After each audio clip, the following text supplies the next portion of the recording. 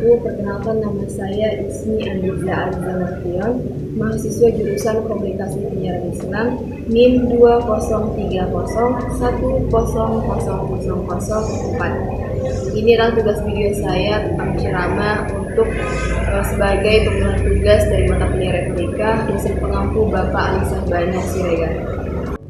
Assalamualaikum warahmatullahi wabarakatuh. Alhamdulillahirabbil alamin, wassalatu wassalamu ala asrofil anbiya'i wal mursalin wa ala alihi wa ashabihi ajma'in. Amma ba'du. Alhamdulillahirabbil alamin, puja dan puji syukur atas kehadiran Allah Subhanahu wa taala yang mana telah melimpahkan kepada kita berbagai-bagai macam nikmat-nikmatnya, diantaranya nikmat kesehatan, nikmat kesempatan, sehingga kita masih bisa berkumpul di lapangan yang kita cintai. Dan tak lupa pula salawat beriringkan salam, marilah sama-sama kita hadiahkan kepada junjungan kita Nabi besar Muhammad SAW dengan melafazkan Allahumma sholli ala sayyidina Muhammad wa ala ali sayyidina Muhammad, yang mana syafaat dari beliau kelaklah yang sangat kita nantikan di yaumil akhir kelak. Amin amin amin ya rabbal alamin. Pada kesempatan ini, izinkan saya untuk menyampaikan ceramah singkat saya yang berjudul Masyarakat Adil dan Makmur. Hadirin wal hadirat rahimakumullah. Siapa yang kira-kira tidak ingin merasakan ketidakadilan dan ketidakmakmuran di dalam hidupnya? Saya rasa pasti tidak ada. Karena keadilan dan kemakmuran merupakan salah satu bentuk cita-cita bangsa Indonesia yang dicetuskan sejak tahun 1945. Hampir setiap kata-kata adil dan makmur merupakan bentuk komoditi penting dari elit-elit politik di bangsa kita ini. Tapi pernahkah kalian terpikirkan, Bapak Ibu sekalian, bahwasannya kata adil dan makmur ini sudah diterapkan, sudah ada, sudah terjadi di negara kita ini.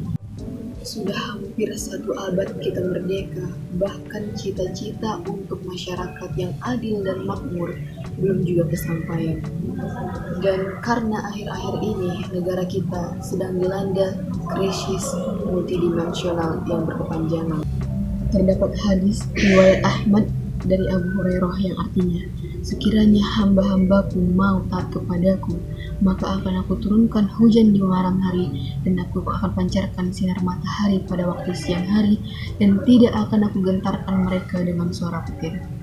Jadi bila mana di suatu tempat atau suatu desa itu ingin dirahmati oleh Allah Subhanahu wa taala, maka hendaknya mereka semua bertakwa, taat kepada Allah dengan sebagaimana sebaik-baiknya bertakwa.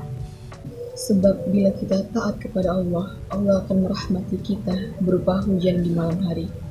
Tapi bayangkan, jika saudara dan saudari hujan terjadi di siang hari, bahkan akan mengganggu aktivitas saudara dan saudari sekalian. Contohnya seperti jika hujan pada siang hari akan mengganggu ibu-ibu rumah tangga untuk menjemur pakaiannya, atau bahkan mengganggu aktivitas lainnya. Begitu juga dengan bapak-bapak sekalian, jika hujan diturunkan pada siang hari akan mengganggu aktivitas mencari nafkah atau mencari uang untuk keluarganya, sehingga tidak memperlancar dia untuk berusaha. Saudara-saudari sekalian, hal itu tidak akan pernah terjadi apabila kita mau taat, mau bertakwa secara total, sebagaimana sebenar-benarnya bertakwa kepada Allah Subhanahu wa taala. Yang mana sesuai dengan janji Allah pada hadis qudsi yang tadi, yang mana artinya, sekiranya hambaku taat kepadaku, akan aku turunkan hujan di waktu malam hari, dan aku pancarkan sinar matahari di siang hari, dan tidak akan aku gentarkan mereka dengan suara petir. Jadi maksudnya apa? Jadi apabila kita ingin diberikan kemudahan oleh Allah di dalam hidup kita, syaratnya cuma satu, yaitu taat atau bertakwa kepada Allah, sebagaimana untuk melakukan segala perintahnya dan menjauhi segala larangannya. Seorang pejabat, pegawai, atau bahkan buruh dan petani, apabila mereka berniat untuk mengerjakan tugasnya, bersedia karena taat dan bertakwa kepada Allah, maka mereka akan menjalankan tugas-tugasnya dengan sebaik-baiknya dan sebenar-benarnya, dengan tujuan untuk mengabdi atau beribadah kepada Allah Subhanahu wa taala. Maka seorang pejabat apabila taat dan takut kepada Allah, dia tidak akan berani berbuat zalim, korupsi, ataupun tidak menjalankan tugasnya secara baik. Begitu juga dengan seorang pedagang, apabila dia taat dan takut kepada Allah, maka dia tidak akan berani biarpun hanya sekali untuk menipu para pembelinya. Maka begitu juga dengan seorang pegawai, pengusaha, bahkan buruh dan petani. Apabila mereka taat dan takut kepada Allah, maka mereka akan menjalankan wewenangnya dengan sebaik-baiknya. Tidak akan berani berbuat curang, bahkan korupsi, ataupun biarpun itu korupsi yang kecil seperti korupsi waktu. Jadi apabila saudara-saudari sekalian ingin mendapatkan apapun yang kalian inginkan, ingin dirahmati oleh Allah Subhanahu wa taala, maka kuncinya adalah taat atau bertakwa kepada Allah Subhanahu wa taala dengan sebaik-baiknya bertakwa. Jadi apabila kita melakukan sesuatu, perlu dengan pertimbangan yang jelas bahwasannya karena Allah Maha melihat kita. Mungkin cukup sekian ceramah yang bisa saya sampaikan kepada hadirin wal hadirat sekalian, saudara-saudari sekalian. Apabila ada kejanggalan, saya mohon maaf. Dan apabila ada kekhilafan ataupun kesalahan, saya mohon maaf. Kepada Allah saya mohon ampun.